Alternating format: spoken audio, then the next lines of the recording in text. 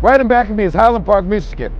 Once the world headquarters of Chrysler Corporation and one of America's most prosperous cities.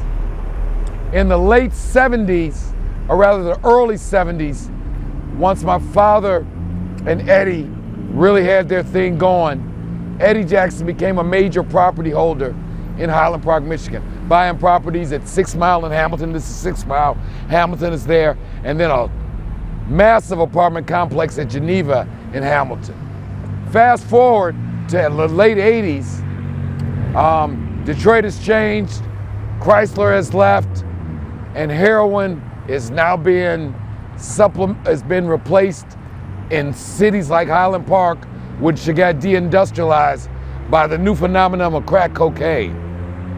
Being that at the time, the family business was in trafficking narcotics, we participated in that transformation of adding crack cocaine to as a part of our inventory portfolio. But an odd day during my college years, and we had started using Eddie's building on Geneva and Hamilton as kind of a headquarters for this new cocaine business. Me and an associate were getting calls because we were kind of wholesaling and retailing, our traditional business model. But the guy asked for, I don't know, something large but not large, maybe an ounce, half ounce. We were like, yeah, no problem, we'll stop by and see you. But I was hungry at the time, and there's a Wendy's right down on Woodward and Davison. And we're right at 6 Mile and Woodward. So about a half a mile down, there's a Wendy's. And you know, we young, getting money, I'm just hungry.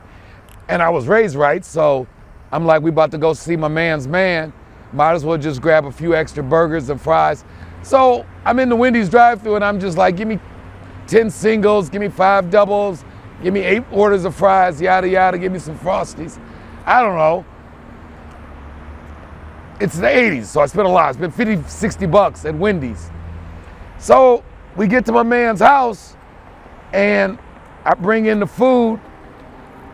My man comes in, we're about to do the transaction, and about 5 kids, maybe from the ages of 4 to 8, the food's just sitting on the kitchen table. And the kids, I mean, and I say this with all humility, it was like a scene where you see the pack of wolves when the mama wolf brings home the prey. They didn't go in the bag and take things out. They just ripped the bags open. And it was obvious these kids had not eaten in a couple days. Me knowing all about doing business in the streets, but not necessarily about how people in the streets are living. Or people in the ghetto. Or the ghetto, which is, yeah, and we've had some discussions between being in the streets and street life, being a gangster or criminal in the street and being a street person, and that there's some differences there. But it really disturbed me. It disturbed me to the fact that I started kind of snapping at the guy like, hey man, when the last time these kids ate?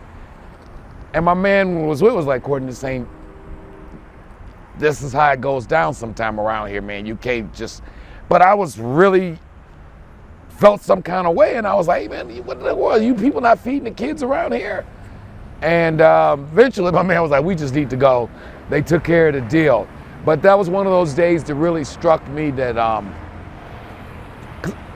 I think later that day I ended up going out to West Bloomfield of Birmingham to sell somebody an ounce in the posh luxuries of Oakland County. And there's a lot of different ways drugs and drug usage and drug sales happen in this American experience. And unfortunately, sometimes the flip side of the rich kids in Oakland County sitting around the jacuzzi sniffing lines of coke is 5 hungry kids in the hood who, when they see a burger, just attack it and eat and bite through the plastic. Bite through the plastic? Wow. Like, you know, the Wendy's be wrapped in that foil? Yeah. They didn't know? No, they just bit into it. They bit the paper? Yeah. So. That's accurate. Yeah. In the richest country in the world.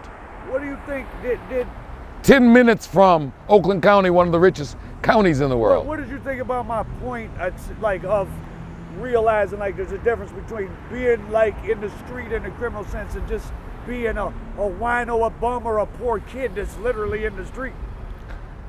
Until we had that conversation, I had never thought of those people as street people. We're all products of our environment. When they said we in the streets, it meant we are involved in the criminality that goes on in the streets. We orchestrate the contraband, vices, the after-hour joints, the drugs, the strip club, the numbers game, whatever was the vice or criminality. People who was in the streets them were street people.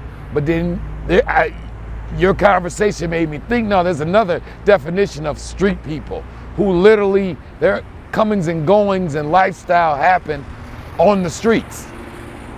Like, as in, home is not a place to go.